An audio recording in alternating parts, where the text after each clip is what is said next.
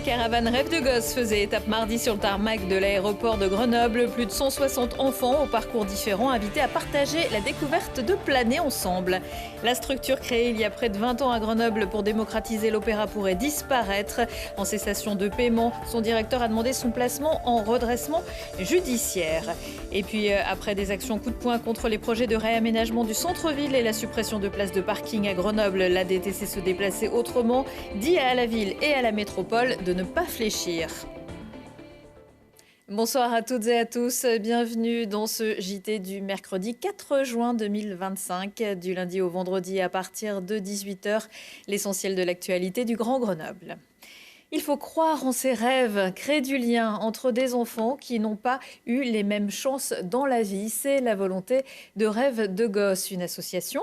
Cerise sur le gâteau, c'est aussi en volant que la magie opère. Exemple mardi après-midi à l'aéroport de Saint-Étienne-de-Saint-Joire. Mirko Péchy. Au-dessus de la Bièvre, confortablement installés à l'arrière d'un cockpit, des enfants réalisent un rêve, celui de voler. Ce vol, c'est l'association Rêve de gosse qui l'organise. Elle a pour vocation l'acceptation des différences et l'inclusion. Les pilotes se sont posés à l'aéroport Grenoble-Isère. Au total, ce sont 162 enfants venant de la côte Saint-André, du Grand Lens ou encore de Mérieux-les-Étangs qui ont pu profiter du vol. Franchement, j'ai attendu ce jour depuis longtemps. On a fait un tour de 20 minutes. On a vu la côte et d'autres petites villes. Je connais pas trop le nom. Et on a vu le château de Louis XI. Fondée en 1996, l'association organise chaque année un Tour de France en 10 étapes et permet à des enfants de métropole et d'outre-mer de côtoyer les nuages.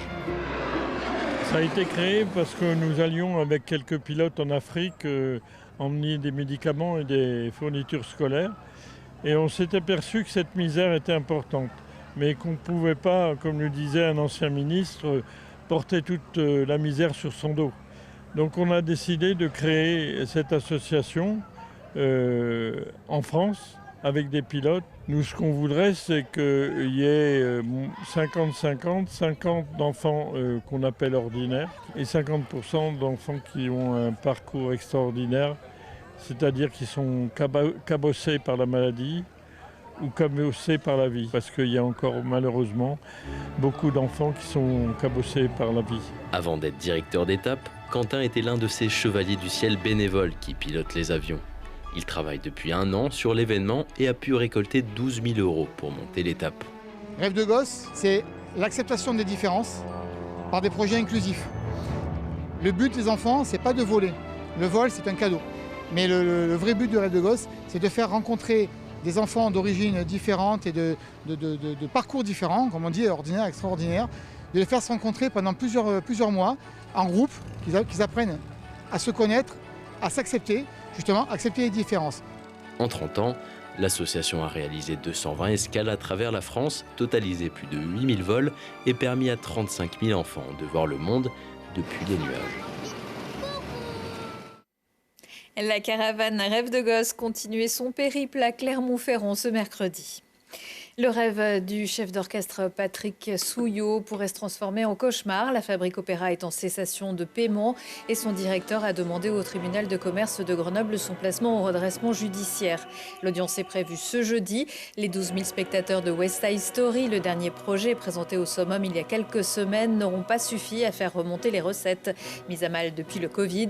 Depuis 2006, la Fabrique met en scène des opéras accessibles à des publics non initiés avec des artistes professionnels et l'aide de plusieurs centaines d'élèves d'établissements professionnels et techniques locaux. Seule la Fabrique Opéra Grenoble est concernée par cette procédure. Un petit dot et puis s'en va. Au terme de 3 ans de présence sur le territoire, l'entreprise DOT vient de perdre le contrat qui l'a lié au SMAG. Le syndicat mixte des mobilités de l'aire grenobloise lui a préféré un autre opérateur de vélos et trottinettes électriques, baptisé Voie. Les représentants de DOT y voient, eux, une injustice et intentent un recours en annulation devant le tribunal administratif de Grenoble. Mais il va falloir faire vite. Le contrat arrive à échéance le 30 juin.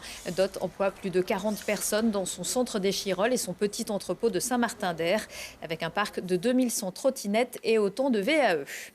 De moins en moins de voitures dans Grenoble pour améliorer la qualité de l'air. C'est ce à quoi s'attellent Métro et Ville. Ces derniers mois, des associations de commerçants et d'habitants de l'avenue Jeanne d'Arc, de la place de Metz ou de la chrono-vélo Beria avaient manifesté bruyamment et même assez violemment leur mécontentement dans les rues, devant la métro, devant et à l'intérieur de la mairie, allant jusqu'à perturber le dernier conseil municipal.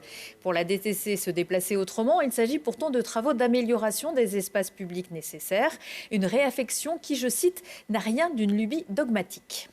Nous, là, ce qu'on tient à rappeler avec cette conférence de presse, c'est de dire aux élus, ne lâchez rien, vous êtes sur la bonne voie, vous avez fait le bon choix avec les projets de Jeanne d'Arc, les projets de chrono-vélo sur le cours Beria, les projets Place de Metz et tous les autres projets dans les cartons. Continuez comme ça parce que la population vous attend. Les projets sont importants pour qu'on puisse se déplacer à sécurité à vélo, pour que l'espace public redevienne convivial et qu'on puisse s'y déplacer à pied de manière tranquille. Il y a du stationnement en ouvrage qui existe au centre-ville de Grenoble où il y a énormément de places disponibles. Au-delà de ça, quand on n'habite pas au cœur de Grenoble, on peut venir autrement qu'en voiture à Grenoble. On peut venir en transport en commun. Aujourd'hui, il y a le nouveau réseau M-Réseau qui permet de venir de Voiron, de Crolles pour 2 € et du coup beaucoup moins cher que la simple utilisation de sa voiture. Nous pensons organiser des animations festives sur l'espace public, non pas contre la voiture, mais pour réenchanter cet espace public qui est trop souvent dévolu à l'automobile. Et pour les automobilistes, l'ouverture de la tranchée couverte du rondeau dans le sens sud en direction de Chambéry a dû être reportée en raison des fortes pluies de ce mercredi, ce qui ne permettait pas aux peintures de signalisation, qui doivent se faire au dernier moment, de pouvoir sécher. La circulation est en revanche possible dans l'autre sens, depuis Chambéry vers Sisteron ou Lyon depuis mardi dernier.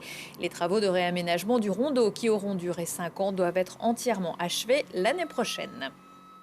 Dans la file de gauche, Elisa Martin et Alan Brunon viennent d'être désignés chefs de file de la France Insoumise pour les prochaines élections municipales pour succéder à Éric Piolle, sachant que LFI fait partie de cette majorité depuis 2014. La députée de Grenoble et le Nord-Isérois, responsable du réseau insoumis antifasciste au plan national, ont été désignés pour élaborer un programme de rupture et mener d'éventuelles discussions sur un éventuel accord. Elle est candidate à la mairie de Grenoble, sera sans doute amenée à participer à ces discussions, mais c'est en tant que présidente de la SCOP Alma et vice-présidente de la Confédération Générale des SCOP que Laurence Ruffin a été conviée à participer jeudi soir à une table ronde à Sciences Po Grenoble. Le thème en sera la démocratie au travail. Est-ce que ça marche? Avec aussi un politiste, spécialiste du monde du travail, et une haute fonctionnaire chargée de l'amélioration des conditions de travail. Et c'est gratuit. Également dans l'agenda, c'est le retour du festival Hors les murs d'Alpes Isère Habitat, un événement culturel itinérant qui propose des spectacles gratuits au pied des immeubles à destination de ses locataires, mais pas que. Jeudi, c'est la troupe Filifolia qui viendra faire son cirque devant le 4 rue Marc Fèvre à Échirolles. Retour à la terre, c'est une déferlante de numéros rythmés autour d'un univers poétique, musical, humoristique et acrobatique, et une création représentative du nouveau cirque d'aujourd'hui. Son nom est Saint-Laurent, Tony Saint-Laurent, et il ne vient pas à la basse-cour pour vous tailler un costard. L'humoriste sera sur la scène du Café-Théâtre grenoblois à compter de jeudi et pour 3 soirées. Son spectacle s'appelle Simplement Efficace, un stand-up décapant où il met les choses au clair et dit ce qu'il a sur le cœur. Retour de l'actu dans 1 heure et en replay sur télégrenoble.net. La météo à suivre avec le retour probable du soleil.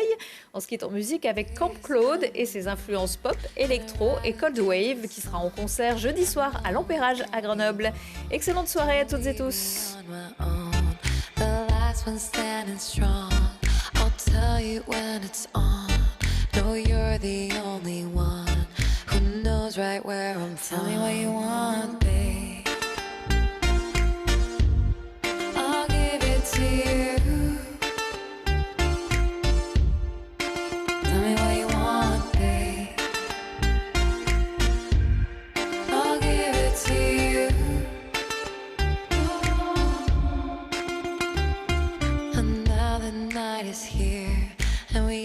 No more fear.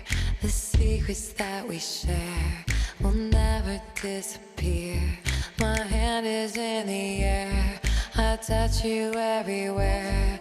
I see you crystal clear. and I know that you're not here. Tell me what you want.